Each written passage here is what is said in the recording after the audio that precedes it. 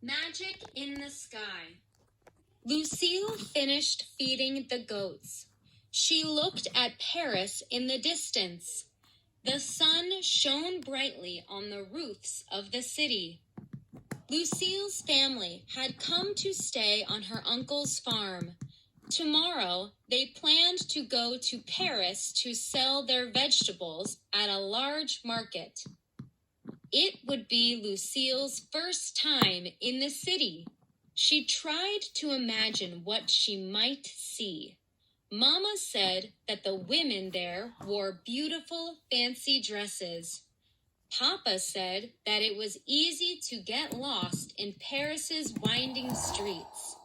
Last night, Lucille's uncle had told them that people have even seen flying machines in Paris. Lucille did not know what to think. Even though she had heard talk of flying machines, she had trouble believing the stories. But maybe Paris was a place where anything could happen. Suddenly, it got dark. Lucille looked up, expecting to see a cloud in front of the sun.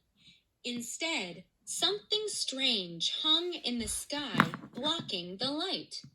Lucille could only make out a dark shape, but it looked like it was moving closer and getting bigger. The goats looked up at the sky and began to baa. Lucille turned to run back to the house. "Mama! Papa!" she yelled when she got closer. "Come quickly! Something is in the sky. It's floating from the direction of the city." The goats were running toward Lucille and away from the dark object. Lucille looked up again. She rubbed her eyes, not sure if she could believe what she was seeing. The object landed.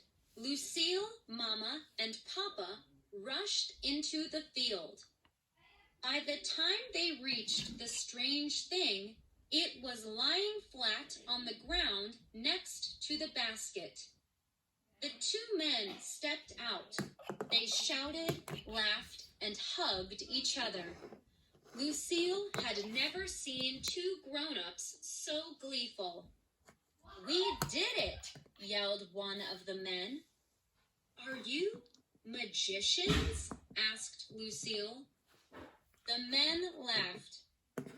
"This isn't magic," said the other man. "This is a balloon. It's the future of travel." "So flying machines are real after all," said Lucille. Suddenly, she could not wait for their trip to Paris tomorrow. She imagined walking the winding streets and watching the people in their beautiful clothing. What other surprises did the city hold?